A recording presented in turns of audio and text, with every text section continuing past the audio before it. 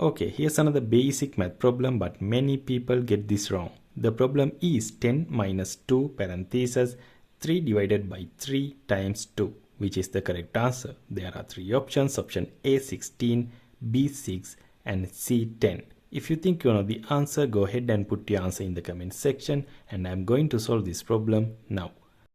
Alright, you should know the order of operations to solve this problem. The first of our list of the order of operations is parentheses. The first thing we must do is to get rid of the parentheses. Second on our list is exponents. If you don't know what an exponent is, don't worry about it. And the third of our order of operations is multiplying and dividing.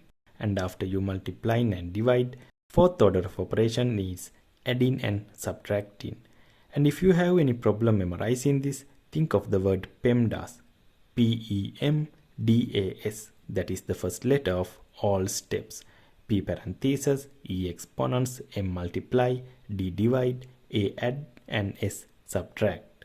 Okay, so let's use this order of operations to solve this expression. So our first step is parentheses, and here we have parentheses in our problem. So we have to solve what's inside the parentheses first. As you can see here, we have 3 divided by 3 times 2. So let's follow the order of operations to solve this expression. Here we don't have any parentheses or exponents, so let's move on to the next order of operation, multiplying and dividing. And here we have both multiplication and division. So what should we do first?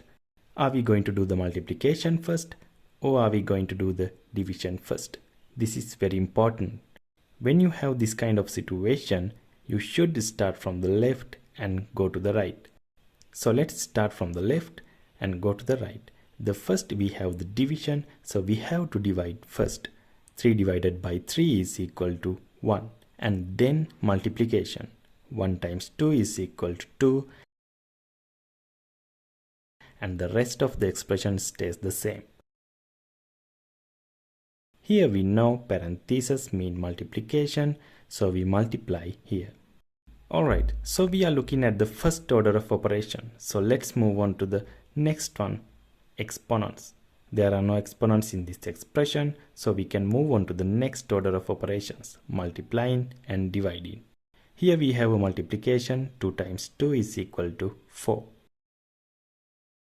Then the last order of operation, adding and subtracting. So here we have 10 minus 4, which equals to 6.